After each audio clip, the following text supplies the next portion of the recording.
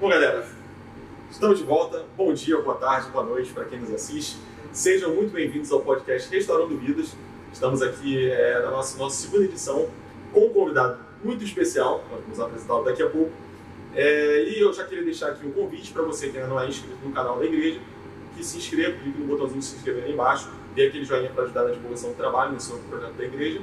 E você também que é da Baixada Fluminense, que é aqui do Rio de Janeiro e não tem uma igreja, ainda não congrega uma igreja, seja bem-vindo. Pode vir aqui na igreja Assembleia de Deus Restaurando Vidas, aqui no centro de Nova Iguaçu, Rua Santa Luzia, número 41 no centro. Você vai ser muito bem-vindo, muito bem recebido, tá bom? Bom, gente, hoje nós estamos aqui com um convidado muito ilustre, Pastor Alexandre. Muito bem-vindo, pastor. Paz do Senhor. Pastor, pode ficar tranquilo, tá? A entrevista vai ser bem relax. E aí eu queria que o senhor já começasse dando assim, uma breve introdução pra gente, dizendo quem é o pastor Alexandre Pereira. O pessoal que ainda não conhece. Por incrível que pareça, né? Apesar de eu conviver com o pastor Alexandre há muito tempo, mas um tempinho, mas não é tão fácil assim a gente falar de nós mesmos, né? Mas o pastor Alexandre é um apaixonado por Jesus, é um entusiasta da fé, da igreja. Eu sou apaixonado pela Bíblia, eu sou apaixonado pela palavra de Deus. Eu amo a minha Assembleia de Deus, com todas as dificuldades que às vezes tenho, né? Mas eu amo aonde eu estou inserido.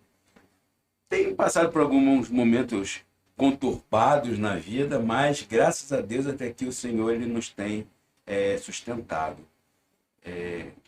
Tive o privilégio de nascer num lar cristão, o que não tira o fato da gente um dia ter um encontro real com Cristo, né? Porque às vezes a gente vai simplesmente ficando, né? Mas tive também o meu momento. E o pastor Alexandre é isso. O pastor Alexandre é alguém que ama aquilo que faz. Eu amo. Eu passei a vida inteira estudando e eu gosto muito de estudar, mas não adianta você pegar o conhecimento se você não transmitir, né? E no final você precisa transmitir. E ninguém é obrigado a saber de tudo, mas a gente que estuda, a gente tem que estar pronto para ensinar. E é importante a gente trabalhar esse aspecto, porque se não se ensina, você tem o que se cobrar, né? Então, eu gosto muito de ensinar e é isso. Eu sou um grande entusiasta com relação à fé, com relação às coisas de Deus, com relação à Bíblia. Amo a minha família, amo meus filhos, minha esposa, né? Vou deixar até aqui amo a igreja, né? Tudo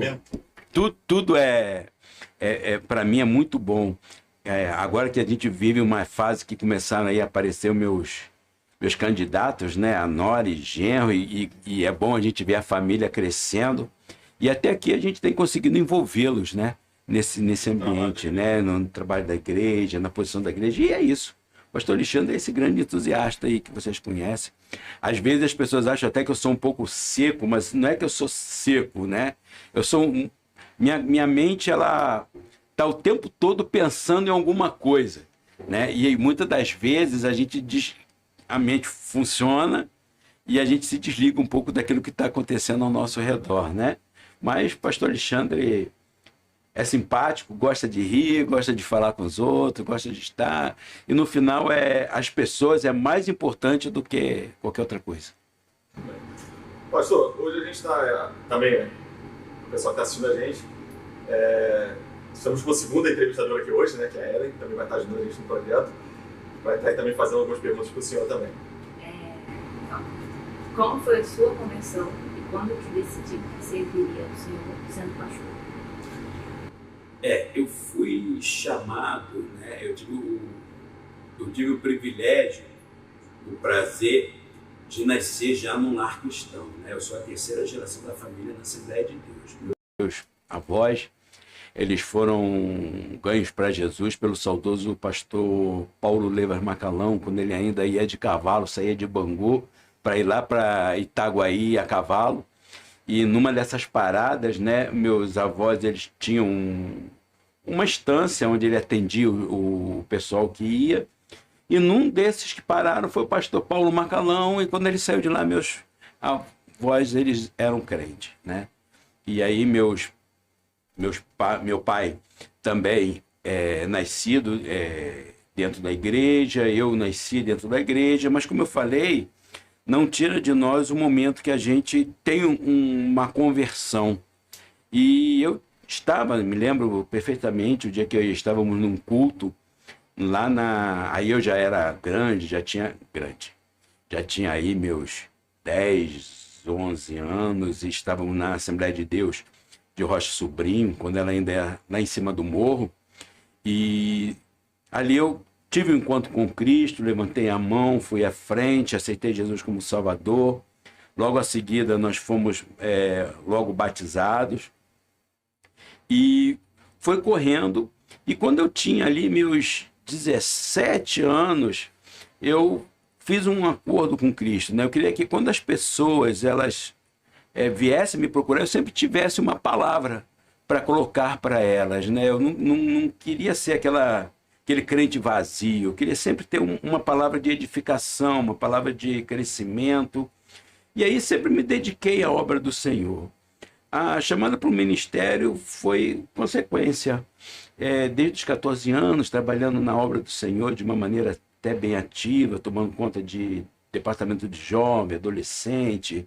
E aí chegou um momento que fui fazer o seminário. Na verdade, quando fui fazer o seminário, não tinha ainda essa visão pastoral, mas eu confesso que a visão pastoral ela apareceu mais nos olhos do meu pastor do que nos meus olhos propriamente dito na época. E ele me chamou para ser apresentado na convenção, e aí é história. E aí resta a história. Né? Até esse gancho é importante porque, assim, para a galera jovem que está assistindo a gente, mesmo quem nasceu no lar cristão, também precisa ter um encontro com Cristo, né? Também precisa. Na verdade, eu acho que esse aí tem sido o grande problema nas famílias cristãs, né? A gente diz que Jesus ele não tem neto, mas a gente trata os nossos filhos como se eles fossem netos de Jesus, né? Então eles nascem, eu sou crente, aí eu me lembro, né? Graças a Deus já não tem mais esse problema de futebol, né? Mas eu me lembro quando era mais jovem, falou assim, não, meus filhos não jogam bola porque crente não joga bola, meu filho não anda assim porque crente não faz isso, crente não faz aquilo. E aí a pergunta que ficava, quem foi que disse que seus filhos eram crentes? Você era crente, seus filhos? Ninguém sabia o que eles eram. Só que por eles estarem ali, muitas das vezes não terem nem condição de se expressar, eles foram crescendo, né? Foram passando. E um belo dia, quando eles são donos ali, se desviam. Ah, meu Deus, o que aconteceu? Aqueles nunca foram crentes, né? Nunca tiveram um encontro com Cristo. E é importante. Todos nós precisamos ter um momento de encontro com Cristo, né? Todos nós.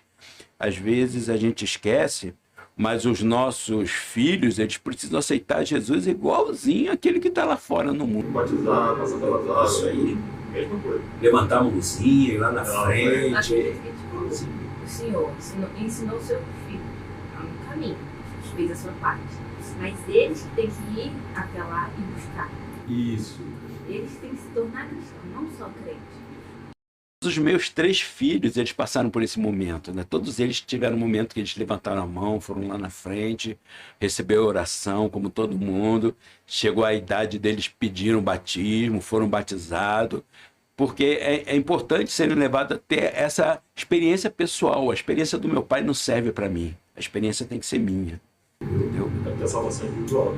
Individual. O dia todo, quando ganhar o mundo todo, perder a sua alma. No final, perder a sua alma. Entendeu? Pastor, qual que é a sua área de formação, tanto teológica quanto secular? Eu comecei meu 2º grau e ali no Abel, né, fiz patologia clínica. Não, eu também sou formador. Coincidência. Então, fizemos ali patologia clínica, mas logo a seguir eu fiz a escola de sargento da aeronáutica, fui para a EAR. Lá fiquei pouco tempo, fiquei 5 anos só lá na vida militar. E depois eu fui me formar, fui fazer teologia, fui fazer outras coisas. E no final, nós, quando fomos fazer a faculdade, eu escolhi fazer teologia. Eu me lembro as pessoas, né, quando eu comecei a fazer teologia, as pessoas falavam assim, vai fazer teologia por quê? Isso não dá dinheiro, isso não, como é que você vai sustentar a família fazendo teologia? Mas no final... Nessa época você tinha que ser médico, engenheiro ou advogado, né? Advogado. Um dos três. Qualquer outra coisa não podia, né? Era proibido. E aí, graças a Deus pela faculdade de teologia, eu fiz a prova para a Marinha e aí também, graças a Deus até aqui, Deus deu condição de eu sustentar minha família e a minha área de formação é teológica. Desde que eu comecei a trabalhar com teologia, né, estudar teologia, é uma área que eu me aprofundei bastante e a minha área de formação é toda ela agora na área de teologia. Quais os projetos que o senhor participa dentro da igreja? Aqui eu estou na parte de ensino da igreja, né? Estou com um departamento de ensino, e aí a gente trabalha com a escola dominical, culto de ensino aí nas primeiras quinta-feira do mês, e temos também aí trabalhado os seminários, né?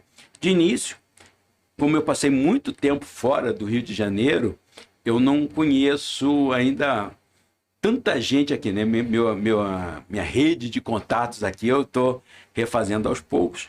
Então, por enquanto, eu estou tomando conta dessas partes, mas a ideia daqui a pouco, né, já para o segundo semestre, já está trabalhando alguma coisa nesse sentido.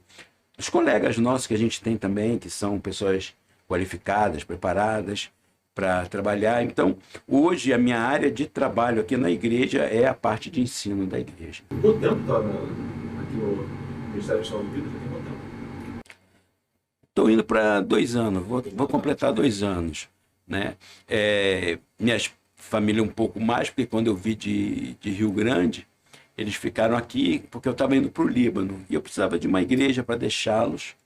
E aí nós deixamos a minha esposa, meus filhos aqui, eu fui para o Líbano e no retorno do Líbano, né, 1 ano praticamente depois, aí eu vim para cá também e como eles já estavam aqui, já estavam ambientados, nós ficamos aqui no Ministério Restaurando Vidas. Bem, pastor, o senhor como um estudioso, né, da Bíblia, o que a Bíblia significa para o senhor como estudioso?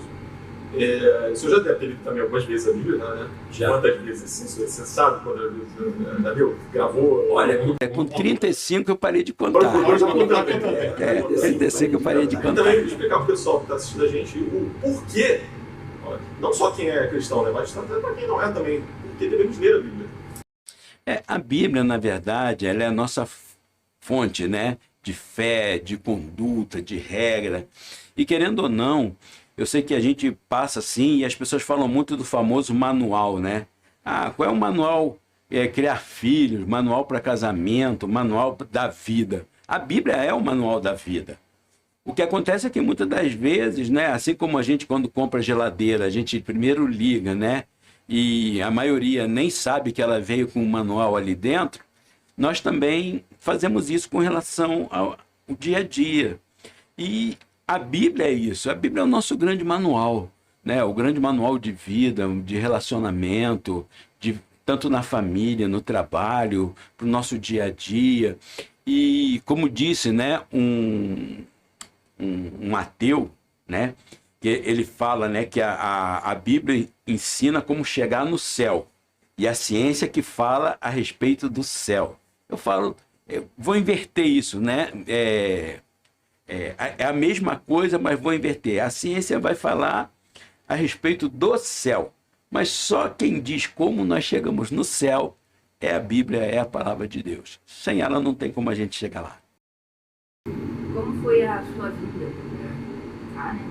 Na África do Sul, para nossa igreja, e em qual lugar você já morou, qual você já ficou por tempo? Eu passei, estava lá no Rio Grande, né, ainda servindo na Marinha, e lá eu encontrei o Joab, né, filho do pastor, quando ele estava lá. Eu estava chegando, ele estava saindo, mas deu tempo da gente trocar umas figurinhas, né, e na época era novidade, porque foi a primeira vez assim de contato deles com um capelão pastor, porque até aí capelania era um território de padre, né, católico. E aí eu estava chegando numa novidade, mas logo a seguir a gente se separou, eu fiquei lá 5 anos. Mas quando a gente estava indo para o Líbano, eu fui fazer um curso, porque no navio eu também estava trabalhando como relações públicas do navio. E aí a gente foi fazer um curso, porque na Marinha, a gente, como militar, a gente tem que tomar muito cuidado com aquilo que fala, né? Então, existe toda uma instrução para poder se falar com o público. E aí fui fazer, e quem era o responsável era o Joab.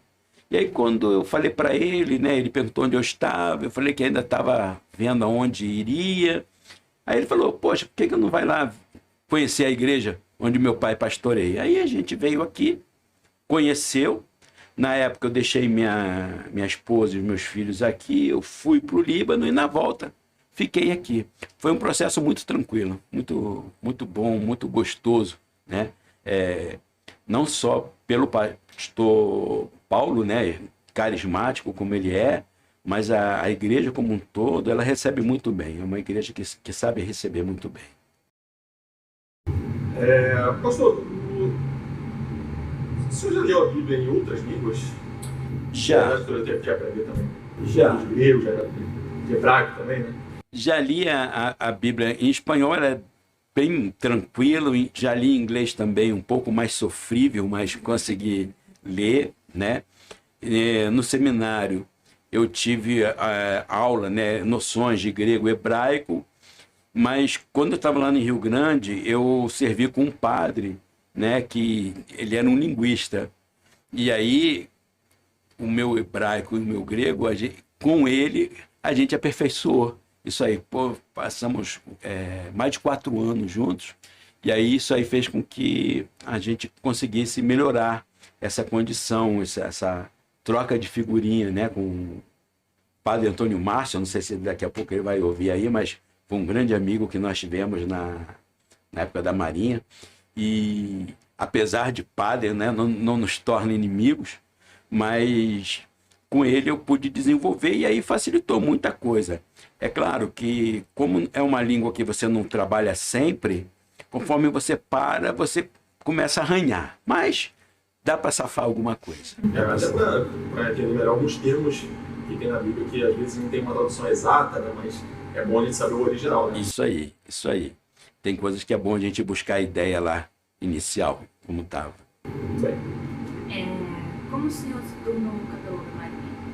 E para quem quer seguir a carreira militar, qual conselho você dá? Capelão da Marinha, isso aí foi muito bom, porque quando eu saí da aeronáutica, eu não tinha ainda não tinha faculdade, e fui fazer a faculdade de teologia na época, porque a minha visão era justamente melhorar a minha parte de ensino, né, que eu já trabalhava na igreja, e nessa época eu dava aula, né, diversos cursos, seminários teológicos, eu dava aula em diversos lugares, e quando apareceu o concurso, foi um colega meu de Marinha que falou, vai ter agora aberto concurso para pastores, né, lá da Capelão Pastor, lá na Marinha. E aí, o que você não faz? Eu fui lá, fiz. Na época, eu ainda fiz com muita, assim, dúvida, porque quando eu falei assim, não, a prova é conhecimento específico, né? Teologia. Só que teologia é um campo muito vasto. O que da teologia interessava para a Marinha? Eu não sabia direito. Mas, como eu dava aula, para dar aula você tem que estudar. Então, quando eu fiz o concurso, eu fui lá, Deus abençoe, eu estava preparado e passei. Já tinha uma boa base. Já tinha base para o que estava ali sendo feito, mas é aquilo. Foi Deus que foi realmente fechando as portas, né? E foi deixando o corredor pelo qual eu tinha que passar. E um belo dia eu acordei, eu estava na Marinha. É uma opção muito boa, inclusive para os jovens obreiros que estão dentro da casa do Senhor, né? Que façam teologia, que estudem, e olhem de repente a capelania evangélica, né? Com um pouco mais de carinho, porque uma porta para que a gente entre no militarismo até um pouco tardia, né? Porque o capelão ele começa aos 30 anos e pode fazer concurso até aos 40. Então, quase que uma repescagem para aquele que, quando jovem, queria ser militar, não conseguiu. Ele tem de novo ali aos 30, 40 anos. Convido também as meninas, né, as pastoras, né, que estudem, que façam também, as obreiras, porque na Marinha não é clube do bolinha, né? As meninas também podem fazer, as irmãs podem fazer prova também. E nós estamos, inclusive, torcendo, esperando quem vai ser a primeira mulher pastora capelã das Forças Armadas. Nós estamos aí, nós estamos aí torcendo para quem vai ser a primeira aí. Muito bem. Bom, mas o senhor já até deu uma pincelada nesse assunto, né? Mas além do Líbano também, o senhor já visitou outros países, assim, outras culturas, né? Imagino que o senhor deve ter visitado. Tem algum assim que te chamou mais atenção, que foi mais especial, um país assim, com uma cultura diferente? Dois lugares me chamaram muita atenção, né? Porque pela Marinha eu fiz 2 comissões de grande percurso, né? Grande percurso são essas que são mais de 6 meses. E a primeira foi quando eu estive no continente antártico, né? E nessa época eu tive condição de conhecer Uruguai, Argentina, Chile, além do próprio continente antártico. Esse continente foi um lugar que me chamou muita atenção. Inclusive, quando eu estive lá, tinha 3 cruzes, né, falando sobre pessoas que haviam morrido lá. E me chamou muita atenção o fato das cruzes, porque a cruz não significava apenas um morto. É o cristão, é o cristianismo chegando lá, né? Quando a Bíblia fala, né, que o conhecimento de Deus, né, encheria toda a terra, e de repente naquela terra inóspita, o cristianismo chegou lá, né? Então isso chamou muita atenção. E na segunda pernada, né, na segunda comissão que eu fiz, conheci a Ilha da Madeira, Ilha Canária, Chipre, Turquia, Egito, conheci o Líbano, que chamou muita atenção. O Líbano, apesar de ser um país do Oriente Médio, é um país que tem uma relativa liberdade, né, de fé, liberdade de crença. E lá eu vi cristãos e muçulmanos nos seus sentidos mais radicais e convivendo bem em paz, vivendo a sua fé sem precisar de estarem se degladiando. Isso chamou muita atenção para mim. Que é uma coisa rara, né? Nos países Sim, do Oriente Médio. uma coisa muito rara. É legal saber que até lá a palavra de Deus está chegando, né? Bem. O ministério do Senhor atua, né? O ensino. Qual a palavra que ensina? A palavra ensino significa do Senhor. Ensino é transmissão de conhecimento, você passar o teu legado, né? É você ter alguma base, você busca o conhecimento e aí você vai transmitir esse conhecimento para outras pessoas. E isso aí, o ensino é isso, né? Não é só a questão da educação, mas é também a questão de transmissão de conhecimento, fazer com que as pessoas elas aprendam. E grande parte hoje do mundo é isso. O desenvolvimento da verdade.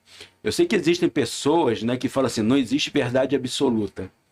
Mas isso é uma afirmação hipócrita. Porque aquele que diz assim, não existe verdade absoluta, ele acredita nisso como sendo uma verdade absoluta. Porque isso aí ele já se contradizeu, né? Ele já tem uma postura que se desmonta, uma postura que se desfaz. Então o ensino é justamente isso. Vivemos, né, a busca da verdade, busca do conhecimento, e no final, essa busca desse conhecimento, ela faz com que o ensino seja isso. A gente desenvolveu o conhecimento até aqui, na busca da verdade, e a geração seguinte, ela não precisa de novo inventar roda, não precisa de novo descobrir o fogo. O que precisa justamente é a chance de continuar de onde se parou, e aí a outra geração, né, a próxima geração, pega dali e continua o crescimento, a busca dessa verdade, a busca desse conhecimento. Se um ser humano for analfabeto, ele vai ter ensino de qualquer forma. Sim. Ensino de fazer um café, por exemplo. é uma máxima. Não existe sábio que não precise aprender e não existe ignorante que não possa ensinar. Todo mundo tem alguma coisa para ensinar, todo mundo tem alguma coisa para aprender. Isso é uma máxima e seria bom, né, se as pessoas aprendessem isso de maneira mais rápida, né? Vamos lá, pastor, fala um pouquinho sobre música. Como é que o senhor enxerga os louvores de hoje em relação aos louvores do passado? Tem algum assim que seria mais favorito? Como é que são as músicas de hoje em comparação ao passado, na sua visão? O louvor, eu vou até falar, né, a etnografia, né, de uma determinada época, ela reflete aquele momento, né, aquele momento histórico, aquele momento cultural. Hoje nós vivemos um momento muito complicado, porque é uma geração que é muito imediatista. Então a gente vive a época do worship, né? Que é aquela música que é 2 linhas no máximo, você fica repetindo essas 2 linhas à exaustão, e a maioria ela visa justamente levar a um emocionalismo exacerbado, né? Com muito pouca profundidade, né? Muita pouca condição. E chama atenção, né? Que hoje em dia a molecada hino de 2 linhas e ainda precisa levar o celular para não errar a letra, né? Porque senão esquece a letra do hino, né?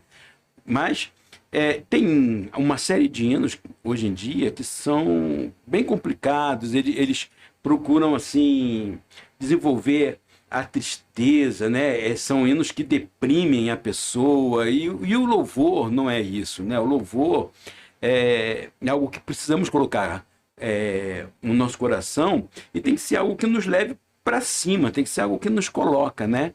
Tem um hino até que eu não vou dizer, não é tão moderno, mas também não é tão antigo, né? Que eu gosto muito, que é Nosso Deus é Fiel, do Kleber Lucas, né? E é um louvor que me marca, porque mostra bem a minha trajetória mesmo de vida, né? Que no final, o que fica na história, né, é o amor de Deus pela nossa vida, né? Porque Ele nos tem guardado, nos tem sustentado até aqui. Mas hoje em dia, realmente, tem uns hinos com umas letrinhas bem complicadas. Eu acho que tem uma diferença entre louvor e música gospel. Louvor é quando você louva a Deus, atributos e tudo que Ele tem. Mas talvez música gospel pode falar da pessoa em si, enfim, falar do ser humano. Isso. Acaba ficando muito mais o eu do que a Deus. É mais a sua autoafirmação, né? Eu acho interessante, né, que tem um grupo que ele faz um louvor dizendo: abro mão dos meus sonhos, abro mão dos prazeres, abro mão da minha vida, né? Aí no outro CD ele lança Restitui, eu quero de volta o que é meu, né? E aí realmente fica meio bipolar a coisa, né? Um momento ele está abrindo mão e no outro ele quer de novo, de volta tudo aquilo que ele já tinha. Então, realmente, e no final isso reflete muito bem a questão, né? Porque o compositor, quando ele vai gravar, quando ele vai compor o seu lado artístico, ele também extravasa aquilo que está dentro de si. E querendo ou não, como o próprio Cristo falou, né? A boca fala daquilo que o coração está cheio. Agora vamos entrar num assunto bom, vamos falar de coisa boa. O senhor, há muitos anos casado com uma Cláudia. Uma Cláudia é muita coisa, né? Cláudia. Para quem está começando agora, namorando, vai casar, qual é o segredo ou conselho que o senhor dá para essas pessoas? Há quantos anos para casar? 31 indo para 32 anos. Na verdade, eu acho que o grande segredo do casamento é você entrar com o propósito de fazer alguém feliz. Eu acho que o grande equívoco é quando as pessoas vão casar no intuito de ser feliz, tá? E quando eu quero ser feliz, eu sou egoísta, eu estou pensando em mim.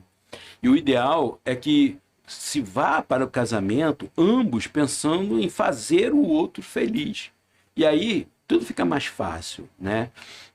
O grande problema, eu falo que nos contos de fada, eles terminam no beijo, né? E aí só fala assim, viveram felizes para sempre, mas ninguém fala o dia seguinte, né? Qual foi o dia seguinte do príncipe com a Branca de Neve, o dia seguinte lá na Gata? Ninguém conta. Por quê? Porque o dia seguinte é o dia do susto. Porque todos aqueles defeitos, né, que você não viu durante os 30 anos que você passou namorando, né? Quando você, na noite de núpcia, tudo aquilo vem afora, né? Então, a noite de núpcia, eu costumo dizer que é a noite da decepção, né? Que é o dia que você vai perceber que o príncipe não é aquele príncipe que você imaginava e nem a princesa era aquela princesa que você estava imaginando, né? Mas se você entrou na relação com a ideia, o intuito de felicidade do próximo, esse processo de ajuste ele fica mais fácil. Que ele vai existir sempre e esse processo de reajuste, meu filho, vai ser a vida inteira. Ele nunca vai deixar de existir. Tem que saber escolher bem entregando muito Deus, né? Porque tem gente que fala, Deus fala assim, não é essa pessoa, a pessoa não é boa pra você. Ela, não, é sim, vou sim. Escolher é importante a gente saber. Porque tem gente que fala, tô esperando a pessoa que Deus vai separar pra mim. Também não é bem assim, né?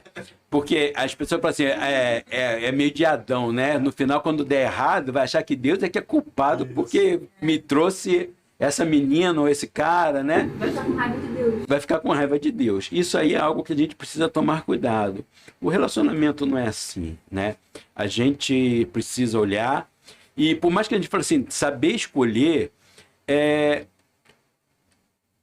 a pegadinha do contrato está sempre letra miúda, o mais escondido, e quando a gente está na pista, né?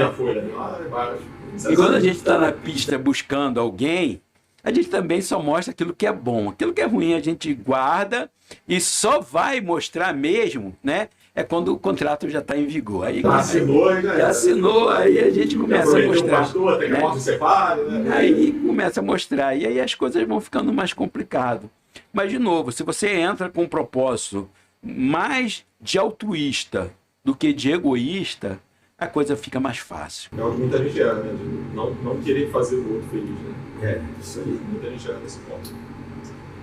Bom, pastor, ainda sobre esse assunto de família, né? O senhor até deu uma pincelada aí. O senhor tem 3 filhos. Como é que foi a criação deles? Foi complicado, deram trabalho? Sempre foi tranquilo? Tem uma que deve ter inclusive aqui tem uma pessoa que conhece bem. Trabalho, propriamente dito, não. Como meus filhos eles não são muito próximos um do outro, né? Tem um espacinho. Teve época em casa que eu tinha as 3 fases. Qual a diferença de idade dele?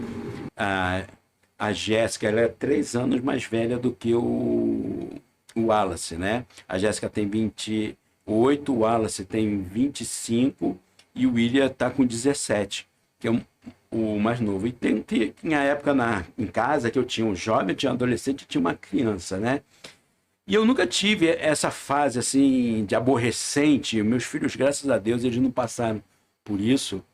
Mas é porque 2 coisas. Primeiro, desde o início, a gente sempre colocou muita questão de regra, né? E outra, eu nunca fui assim para os meus filhos, de romantizar muitas coisas.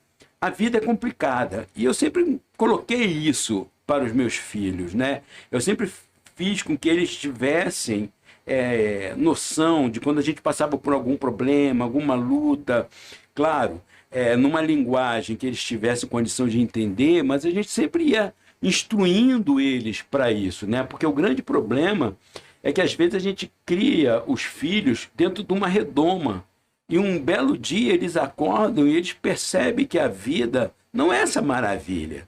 E os meus filhos não, eles foram bem atuantes, bem participantes dessas dificuldades. Quando eu tinha dinheiro, eu tinha dinheiro. Quando não tinha, não tinha, né? Às vezes é interessante, né? O filho, né? Às vezes o pai está com uma certa dificuldade financeira. Aí o filho fala assim, pai, eu quero um sorvete. Aí o pai fala assim, não tem dinheiro não tem dinheiro. Aí o filho está olhando o pai que está com dinheiro. Aí ele precisa a criança entender que aquele dinheiro não é para o sorvete, é para outras coisas que também são importantes. Então, no final, eu não tive, meus filhos não me deram esse tipo de trabalho. né? Mas também vem da criação, né? Que é onde muita gente erra. Sim, eu tive um lado que é muito bom. Eu não sou contra a mulher trabalhar fora, né? Eu sei que hoje em dia isso aí é um problema, mas o fato da minha esposa ela não trabalhar fora deu a ela uma condição de acompanhar muito de perto os meus filhos. Meus filhos foram acompanhados muito de perto por ela. Quando eu estava Não tem problema nenhum, né? Ser esposa e dona do lado. Não, pelo contrário. Inclusive, eu acho até que para os filhos isso não tem preço, né? Mesmo que muitas das vezes você tenha que abrir mão financeiramente, você tem que fazer alguns ajustes, né? Porque ele tem filho, não é barato, né? Não é barato, não só trabalhando para sustentar si, não é muito fácil. Que criança come, né? Mas no final vale a pena, porque existem coisas, né, que muitas das vezes os filhos eles são criados pelas babás, pela escola, pela creche, pelo smartphone. Isso aí é algo que a gente sempre teve muito cuidado com relação a isso, né? Meus filhos só ganhavam celulares depois dos 14 anos, antes de 14 anos. De idade para entender o que é. O que é no celular? A ferramenta, né? Que muita gente erra também, né? Dá o celular para criança de 5 anos, né? Eu ganhei o meu primeiro Pix. Olha aí, olha o exemplo aí.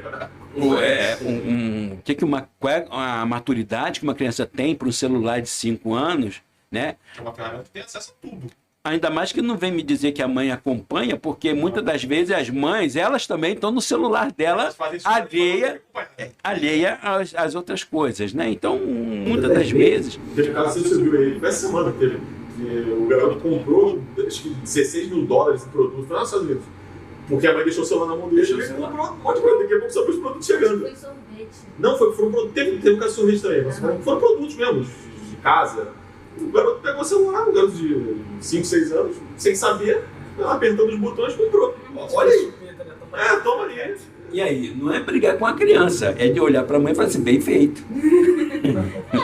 Aí entra aquela coisa da criação, né? É a criação. Então, qual que é o conselho que o senhor deixa assim, para a galera jovem, né? Jovens casais, que estão começando a vida agora, que juntaram os trapos, né? Estão formando a família, e vão ser papais de primeira viagem. E aí, qual que é o conselho que o senhor deixa?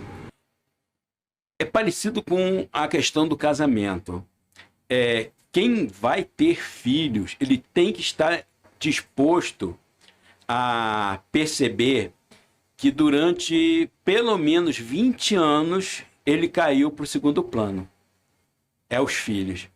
O primeiro sapato que você compra para os filhos, né? A primeira roupa você compra para os filhos. O primeiro curso você tem que pagar a escola dos filhos, os filhos, os filhos, os filhos. Quando sobra um pouco, aí você atende a esposa, né? Sim. Atende a esposa e a gente vai ficando, né? A hora que der, a gente acerta. Mas é um investimento, né? A longo prazo. Isso. Só tomar cuidado para não fazer os filhos de caderneta de poupança, que tem muitos pais que olham os filhos, né? Que eu estou investindo para o meu futuro, né? Porque um dia ele vai ter que cuidar de você. Vai ter que cuidar de você. Mas com relação ao certo aspecto, sim. Mas eu quero que meus filhos eles cresçam, tenham a independência deles e que eles vão viver bem, porque o fato deles estarem bem, eu vou estar bem. Se eles estiverem bem, eu vou estar bem, né? E como disse o apóstolo Paulo, não é os filhos que entesouram para os pais, mas é os pais que entesouram para os filhos. É eu que tenho que deixar a herança para eles e não querer que eles me deem herança. É eu que preciso da herança. Claro, se amanhã ou depois eles estiverem muito bem e quiserem me dar uma Ferrari de presente, amém. Aceito, né?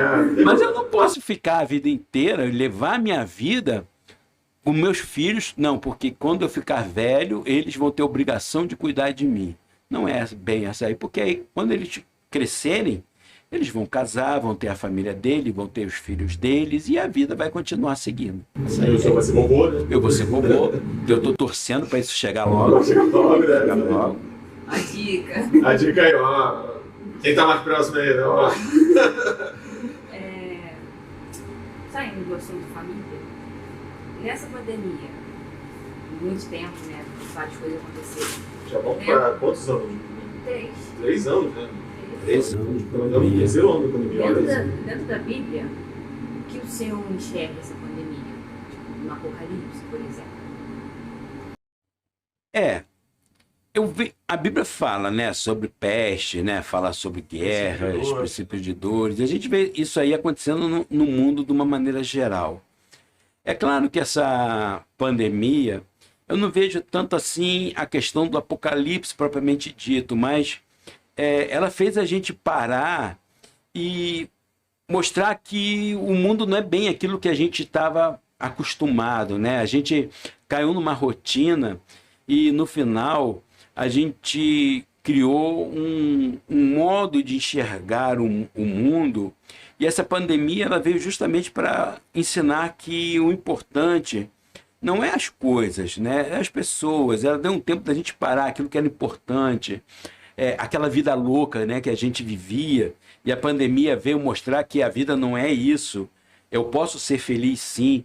Eu posso estar em casa com meus filhos, eu posso estar tendo um jogo de tabuleiro com meus filhos, eu posso estar com a minha família reunida, e isso eu posso estar tão bem como se eu estivesse numa festa com as pessoas, né, lá fora. Ela nos ensinou... aproximando mais também, né?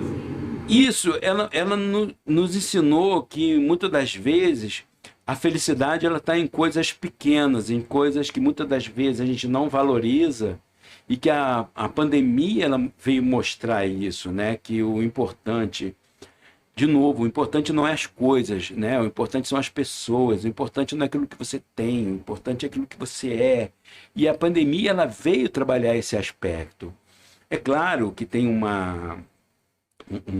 um lado que aponta, né, para a escatologia, que aponta para o Apocalipse, né, nos faz lembrar que Jesus está voltando, né, até a gente que é crente, que muitas das vezes a gente esquece da palavra de Deus como uma profecia, né, como algo fatídico, e a pandemia veio mostrar, não, isso aí é real, mas para nós aqui no Brasil, inclusive, né, que veio num momento tão complicado, em que nessa dialética, né, de o sim ou não, o preto no branco, né, direita e esquerda, e no final o que vale não é aquilo que está certo, o sim, aquilo que é de acordo com aquilo que eu penso, né? Me lembra muito uma frase, amigo meu não tem defeito, e inimigo, se não tiver, a gente cria, né? E no final, não se pensa mais. O que é justiça? Justiça é aquilo que eu quero. Científico, só é científico aquilo que eu acho que é verdade, que vai de acordo com aquilo que eu penso. Aquilo que não é de acordo com aquilo que eu penso, não é científico, né? No final, a gente fala, não, só é ciência aquilo que é um discurso que me é favorável, aquilo que não é favorável não é ciência. E no final a gente vê que a ciência não é uma resposta muitas das vezes certa, né? Muitas das vezes a ciência, ela pega um fato, ela destrói esse fato, cria outras questões para buscar novas respostas. E a pandemia ela veio fazer isso. Você acredita que tipo, a pandemia pode ter ajudado ao caminho da unificação do governo só? Eu acho que no final a pandemia ela fez com que as pessoas abrissem mão de coisas muito importantes, né? Por medo da pandemia, se tem aberto mão de liberdade, se tem aberto mão de direitos básicos, né? E é muito complicado. Já foi dito que a liberdade ela é um peso muito forte para a gente carregar. Isso foi dito na época do surgimento do comunismo soviético, né? É uma frase, eu não me lembro se foi Lenin ou Stalin que fala sobre isso. E isso é uma verdade. Não sei se vocês se lembram, né? No filme dos Vingadores, né? No 1, uma das fases de Locke, ele fala justamente sobre isso. Ele torna isso, fala que a liberdade é um fardo pesado para ser carregado, porque a liberdade, ela inclui em você arcar com as consequências das suas escolhas. Você é livre para escolher, e aí você tem as consequências da sua escolha. Só que muitas das vezes é mais fácil a gente abrir mão dessa liberdade e deixar que alguém escolhe pela gente, porque no final, quando a gente vier com as consequências, a responsabilidade não é minha, é de quem escolheu errado. Isso aí é muito complicado, nós abrirmos mão disso, né? E hoje, nessa pandemia, eu tenho visto algo, né, quando antigamente falava, né, sobre uma religião única, né, um governo único, que era uma coisa assim, meio assim, impensável. Essa pandemia mostrou que não é tão impensável assim. Principalmente quando a gente vê as pessoas, né, abrindo mão espontaneamente da sua liberdade, da sua condição. As pessoas querem muita liberdade, mas não têm responsabilidade. Não tem responsabilidade. Na verdade, a liberdade não é você fazer o que quer, é você fazer o certo sem precisar que ninguém te guie. Isso é liberdade. Entendeu? Verdade. Ainda pegando esse gancho aí, o senhor está falando um pouquinho sobre política, tem muita gente que acha que cristão não tem que se meter com política, né? Cristão, quem é crente, os políticos para lá. Mas a gente sabe que não é bem assim, não. O cristão tem que se envolver também. Você quer Cristo. Tem que saber, mas tem que pelo menos entender como funciona o posse de política. Então, na sua opinião, o cristão tem que se envolver com política? E nesse ano de eleições, assim, qual que é o conselho que o senhor deixa para que os cristãos saibam escolher bem seus candidatos nessas eleições? Olha, tem uma frase que diz que aquele que não gosta de política, ele está fadado a ser governado por quem gosta, né? Então, nós precisamos, sim, de gostar de política, mesmo que não goste. Faz parte daquilo que é necessário conhecer, dialogar, faz parte conversar, até porque a política, né, ela vem é uma expressão grega que é o viver bem na pole. Pole é a palavra grega para cidade, né? E a política justamente é você conseguir viver bem numa sociedade, dentro de uma cidade. Então, política, a gente sempre faz política, né? A criança em casa, né, quando os filhos eles começam a disputar a atenção dos pais, eles estão fazendo política, né? Quando eles querem alguma coisa, fazem uma propaganda. É política, né? Quando o filho ele adestra os pais, né? Muitas das vezes a gente acha que a gente está ensinando os filhos e os filhos entendem que se eu chorar um pouquinho mais alto, eu consigo aquilo que eu quero, né? Então, no final, isso aí é a criança já fazendo política. Então, querendo ou não, se somos seres sociais, nós somos seres políticos. E como todas as áreas da sociedade, é bom que existam cristãos e cristãos bons na política. O problema é que a maioria dos cristãos que tem passado pela política tem feito mais um desserviço do que uma ajuda, né? Do que um serviço propriamente dito. Por que isso acontece, na sua opinião? É o sistema que é bom, é a pessoa que não está preparada? É a pessoa que não está preparada. Tem um ditado que diz que todo homem tem seu preço, né? E tem uma turminha que o preço é muito baixo. É bem baixinho. É bem baixinho. Qualquer 10 centavos, qualquer vale transporte, a pessoa está se vendendo e fazendo aquilo que disse que não iria fazer. Que não iria fazer. Isso é algo que a gente precisa tomar cuidado. Eu tenho problemas com pastores candidatos. Tá? Por quê?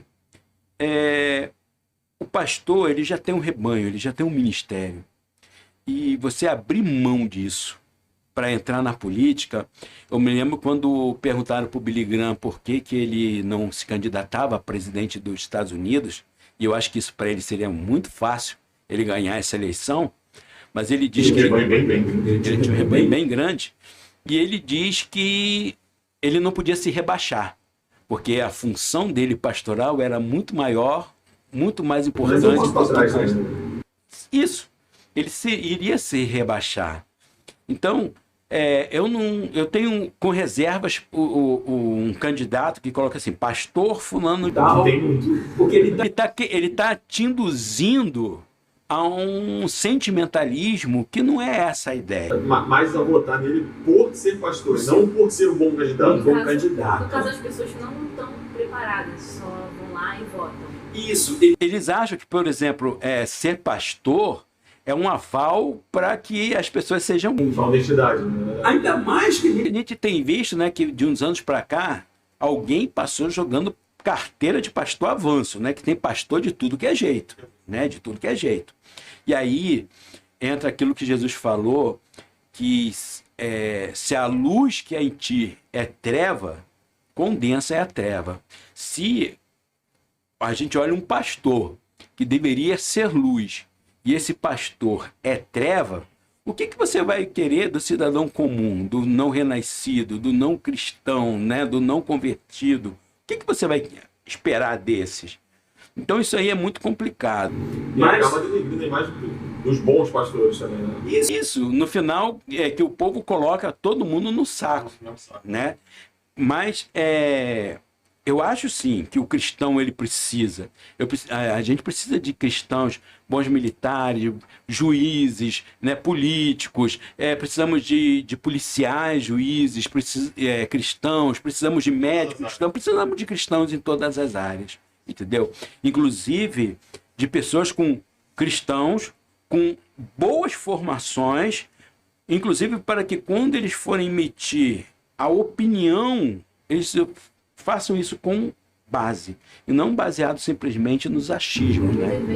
Os cristãos acabam colocando a política acima de Cristo mesmo. Sim. Acaba idolatrando o que está aqui e não o que está lá. Agora, eu tenho que tomar cuidado com a política e a politicagem, né? Eu acho muito triste alguns que se vão para a mídia e ele não está fazendo política, ele está fazendo politicagem. Inclusive, ele não às vezes, para perceber que alguns candidatos que ele defendeu, no final, trouxeram tremendos escândalos. E aí, será que o que ele está defendendo hoje, amanhã também não vai ser assim? Será que não está na hora dele mudar essa postura, mudar esse posicionamento? Porque nós não estamos aqui, inclusive, para falar de pessoas. Nós falamos de ideologia, né? Ou idealismo. E aí sim, eu como cristão, eu preciso tomar muito cuidado quando os candidatos ou os partidos, eles vão buscar temas que são contrários à nossa própria condição de fé. Precisamos tomar muito cuidado com isso. Até porque eu falo o seguinte: um partido que não é de acordo com aquilo que eu penso, nem se minha mãe se candidatar, eu não voto nela. Por quê? Por mais que aquele candidato seja bom, mas existe hoje o coeficiente partidário. E eu dar voto para ele, eu vou estar dando voto para alguém que não vai merecer. Eu vou estar dando voto para alguém que talvez seja um suplente que não é aquilo que eu queria. E grande parte desses que estão lá em cima, né, políticos, eles chegaram lá justamente por coeficiente partidário. Eu votei em alguém que era muito bom, mas esse deu um voto para o partido e puxou outro que, na verdade, gerou mais problema. Então, eu preciso que o candidato seja bom e que esteja também num partido que seja coerente com aquilo que eu professo, com aquilo que eu acredito. Né? Pessoas normais falam de coisas. Pessoas elevadas falam de ideias. Pessoas medíocres falam de pessoas. O grande brasileiro, a grande maioria dos brasileiros, eles falam só de pessoas, eles não falam de ideias. E para se falar de política, a gente tem que discutir ideias. Eu não posso discutir o valor apenas do salário mínimo. Eu tenho que discutir qual é a função do salário mínimo, e não apenas o salário mínimo em si. Só um exemplo, né? Mas, também tem aquela questão de muita gente não ter o conhecimento, não buscar o conhecimento também, né? O povo, isso tá na Bíblia também, né? O povo perece por quê? O povo Por falta de conhecimento, né? Não busca o porquê das coisas. Mas esse é um assunto que daria muito daria também 200 horas, é muita coisa. Dá quase um outro podcast só para isso. Você teria que fazer outro podcast só sobre isso. Só sobre isso. Então, voltando, né? O senhor tem muitos anos na igreja. Qual foi ou quais? Você quer falar de idade, né? Não. Tá bom. Quais foram os momentos mais marcantes que você teve na sua vida dentro da igreja? Como No pastor? ministério, como pastor. Você teve algum assim que foi mais... Eu tive alguns momentos marcantes, tanto para o bem quanto para o mal. Teve uma época na minha vida que eu pastoreei, né? Eu tomava conta de uma igreja e eu pastoreei praticamente a minha família inteira, né? Isso foi uma época muito boa, você ser o pastor, né, da sua família, você ver as transformações. Batizei meus filhos, né, a grande parte dele, batizei meus sobrinhos, né, ganhei a grande parte da família para Jesus. Isso aí foi um ministério muito gratificante na nossa família, quando a gente vê a nossa família respondendo ao seu ministério. Até porque, quanto mais perto a pessoa está de você, mais difícil é de você ganhar ela para Jesus, né? Porque ela sabe o que você na verdade é. Eu consigo mascarar aqui na igreja, mas eu mascarar na minha casa, nos meus filhos, nos meus sobrinhos, é difícil. Então, quando a gente vê eles, né, aceitando aquilo que nós falamos, a gente vê que na verdade nós somos realmente aquilo. O nosso discurso, ele é coerente com a nossa prática. Teve um momento para mim que foi muito complicado em relação a isso, que foi quando eu fiz o sepultamento do meu pai, pastor dele. No final eu fiz o sepultamento dele e foi para mim um momento muito difícil, muito complicado, porque Em 2012 ali não porque a morte em si, ela sempre é uma perda para nós, né? Eu não estou falando com relação a ele, porque eu sei que ele foi para o céu, foi bem, né? Mas eu sabia a falta que meu pai iria me fazer, né? E como ele tem feito diversas vezes. Como eu digo, cheguei até aqui porque eu vim um ombro de um gigante, e meu pai foi um gigante, né? E graças a Deus ele me tem dado essa condição. Mas toda vez que a gente vê também, né, como pastor, as vidas sendo transformadas, isso aí é muito, muito gratificante, né? Quando a gente olha e vê um pastor que foi meu aluno lá atrás, hoje ele também é pastor, hoje ele prega, hoje ele exerce seu ministério, isso para mim é muito gratificante, né? É muito bom a gente ver as mudanças, porque como eu trabalho muito com essa questão do ensino, e o ensino ele é um processo que é feito a médio e longo prazo, às vezes demora, né? Então você precisa sair da vida daquela pessoa e reencontrar lá na frente para você ver o resultado daquilo que foi feito, né? Isso realmente é muito bom, muito importante, é gratificante para o nosso ministério. Você até acabou respondendo a próxima pergunta, né? Que esse momento de mais dificuldade. Que foi esse mesmo da perda do Foi seu quando pai, eu perdi meu pai, quando eu tive que fazer o sepultamento dele. Para mim foi o momento mais complicado, para mim, como pastor. Qual conselho o senhor dá para quem não conhece Jesus? Porventura, se desviar. Aos que não conhecem, né, que procurem conhecer. E aquele que se desviou, ele se desviou justamente porque ele não conheceu o Jesus que nós conhecemos. Aquele encontro que a gente falou lá. Isso, não teve um encontro. Tiveram, passaram, mas o Jesus que eles conheceram foi um Jesus idealizado, não foi um Jesus físico, não foi um Jesus verdadeiro. E eu falo para eles, naqueles que estão afastados, voltem. É uma festa, o céu vai ser uma festa. E às vezes eu fico vendo, né? Quando a gente tem uma festa em família, é muito complicado quando você esquece de convidar alguém da família para uma determinada festa, né? Você vai fazer um aniversário, de repente você esqueceu uma tia, um tio, um primo, esqueceu alguém, né? E chama mesmo. E gera um problema. Muito mais vai ser quando você estiver fora do céu e você olhar e ver a tua família lá.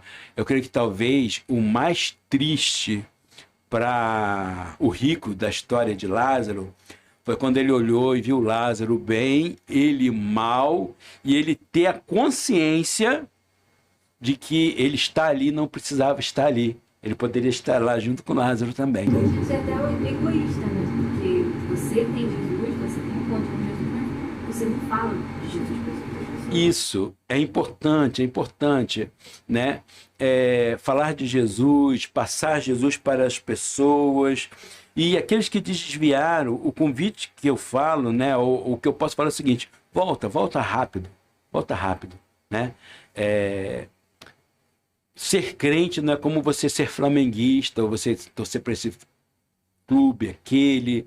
Ser crente é um modo de vida. E muitas das vezes as pessoas estão na igreja sem o modo de vida que o ser crente exige. E por isso que as pessoas se desviam, né? Porque conhecem um Cristo muito superficial, um Cristo muito ralo, muito vazio.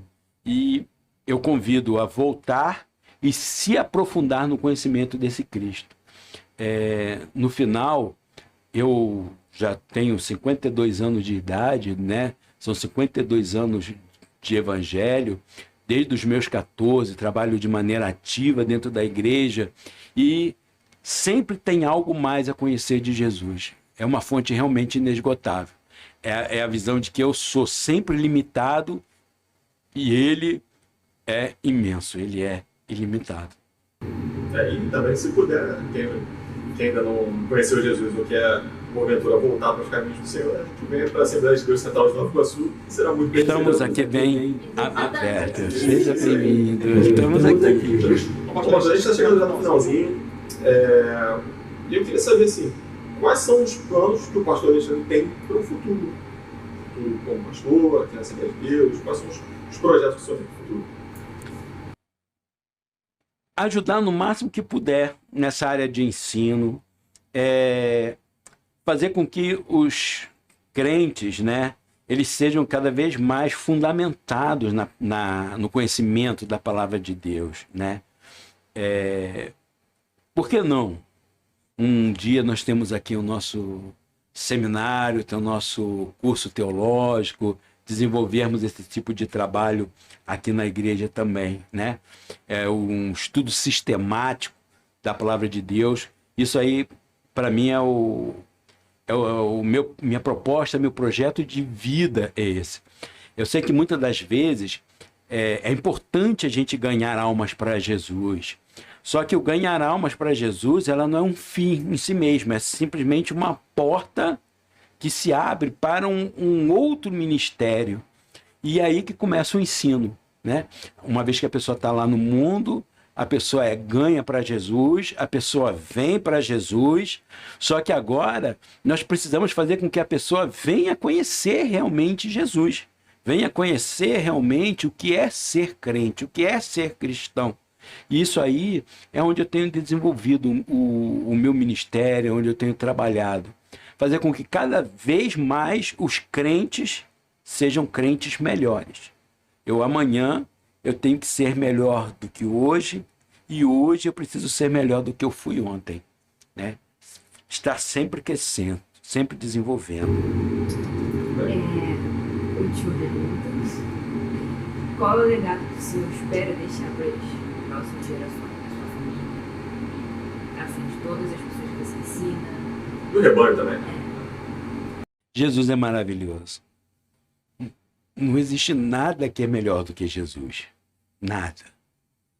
E aquelas pessoas que não entendem isso é porque ainda não alcançaram o conhecimento de quem é Jesus. E não é só um Jesus idealizado, é um Jesus real. E hoje nós temos condição de termos o mesmo entendimento, né, o mesmo convívio que os apóstolos tiveram com Jesus. Apesar dele não estar visível aos nossos olhos, ele é real. Ele está aqui, ele está presente. E o que eu quero é que as gerações futuras vejam isso. Vejam que Jesus está do nosso lado, ele está aqui, ele está tangível. E que é melhor nós estarmos com ele do que estar em qualquer outro lugar, em qualquer outra situação. O ensino da palavra de Deus visa isso. Visa que as pessoas amem a Jesus e a sua palavra da mesma forma como eu amo. Eu amo Jesus. Eu amo. Mais vale um dia no sangue do seu As pessoas conhecem a Bíblia. Com certeza. Aonde está o nosso tesouro, ali está o nosso coração. E o nosso tesouro tem que ser Jesus, para que o nosso coração esteja ali. Tudo é passageiro. Todo mundo conhece esse amor Gigante, maravilhoso. Muito bem, pastor. Infelizmente a gente está chegando no final, né? Eu gostaria de ficar mais tempo aqui, mas quem sabe numa próxima oportunidade também a gente possa fazer uma outra entrevista, né? Sim, estamos aí. Falar de mais assuntos aí. Eu quero agradecer a todo mundo que teve atenção, teve paciência aí de estar assistindo. Já deixe o seu like para ajudar na divulgação desse projeto. Deixe o joinha ali embaixo. Quem não for inscrito, se inscreva no canal. Ative o sininho para receber notificações. A gente vai estar ao longo desse ano, todos 2022, aí, gravando novos episódios do podcast Restaurando de Vidas, com outras convidadas. A Aline vai estar aqui de volta algumas vezes também. Eu também vou estar aqui também. Vamos ter convidados também muito especiais ao longo do ano. Comentem os temas que vocês querem ver. Deixem aí embaixo nos comentários, né, sugestões de temas para os próximos vídeos também. Não se esqueça também de se inscrever nas redes sociais da igreja, Assembleia de Deus Central de Nova Iguaçu. Vai estar tudo aqui na descrição do vídeo, tá? Só clicar lá embaixo e dar uma olhadinha. E muito obrigado, pastor. Obrigadão pela presença. Eu que agradeço. Até a próxima. E estamos aí. E fiquem com Deus.